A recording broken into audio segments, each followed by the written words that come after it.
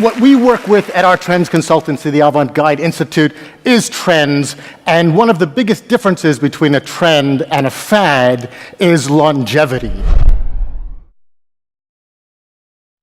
Trends are really important because they represent demand. They are what people are thinking and feeling. They're what your customers are thinking and feeling. They're what viewers are thinking and feeling. And companies spend a lot of time trying to get people interested in their products and services. But if you know what the trends are, what's motivating your viewers to do things, then you can answer those trends in creative, innovative ways, and people will sort of automatically pay attention. And that's why trends are important, and what I'm going to show you today. What I just want to add to that very nice introduction is a little bit more about why I'm standing here today. I run the Avant-Garde Institute. As I mentioned, we're a trends consultancy in New York City. And we have a global team of thousands of trend hunters. And these are people all over the world who every day are sending us things that they find that are new and unique and unusual, creative in some way.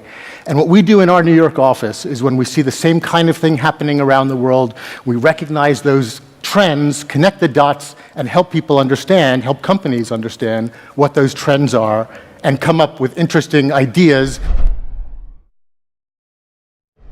The future is smart tattoos. All the information that a smartwatch might do, but it's printed on your wrist. I wanted to give you a heads up, what does that mean for your business? How do you get involved with that? Either by creating things that interact with wearables, or by promoting what you're doing with the language of wearables. You're on the street and you say, okay, where is the store that sells the jeans I want? That you can find with Google Maps right now. But when you're in the store, now you can say, yes, where in the store are those jeans I'm looking for? And it will tell you, go up the escalator and turn left. Some of you may have seen, if you were in London or England, this British Airways billboard, which has an animation of a kid. Every time a British Airways plane flew by overhead, the kid would walk across the screen and point up at the plane and say, look, it's flight whatever coming from Barcelona or wherever it happened to be coming from. Volkswagen recently did a billboard that when people are driving by on the highway in a Volkswagen, it sends that person a message. Hi, Volkswagen driver. It knows that there's a Volkswagen driving by.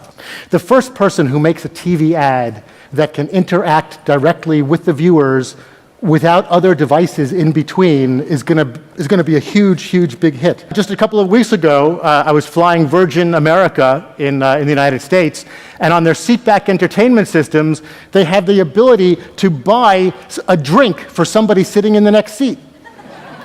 You just tap on what you want, and you can have it delivered to your seat or delivered to somebody else's seat and automatically charged to you. One of the people who really understands marketing, I think we would all agree, is Richard Branson. He's a guy who really gets it, and he understands that one of the reasons something like this really resonates with us and made you laugh and made me laugh and made me use it and actually buy drinks was because it resonated with me and had this idea that, hey, it's a wonderful way to meet people on a plane. A lot of what millennials are doing on that second or third screen is that they're connecting with other people, Facebook or Twitter, and maybe they're watching television together even though they're not in the same room. Perhaps some of you have seen Nike ID. This is a website where you can make a pair of sneakers that are made just for you so that you'll have something that's unique that nobody else has. Millennials, even more so than anyone else, want things that are personal and made just for them. This is a pair of 3D printed glasses, 3D printed nail art, 3D printed desserts, 3D printed dresses. So we're going to be seeing a lot more 3D printing. From the trends perspective, this is definitely down the pike, and it's definitely in the minds of millennials. You go to Brooklyn, and everybody there is now like organic and natural and small batch and artisanal. A couple of years ago, I was at a conference, and as a joke, I put up this slide. I thought it was funny. Organic Coke.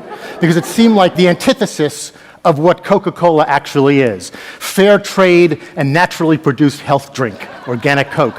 Well, sure enough, a couple of months ago, Coca-Cola just launched Coke Life. This was launched in Argentina a few months ago, and it's coming to Europe. It's being test marketed right now in Argentina, but their plan is now to bring it to Europe. It's not a joke anymore. And why is it not a joke anymore? Because it's resonating with the sensibilities of Coke's customers who want this idea of the language of Brooklyn, of things that are organic and natural and locally sourced. There's really not trends that are about any one thing. Social trends are what people are thinking and feeling, and they're looking for those same trends in every part of their lives, in the cars they drive, the clothes they wear, the television decisions they make, and they need to be spoken to as a lifestyle. It's a lifestyle decision. I'm often asked, what's the future of that trend? What's that going to look like in a year or two?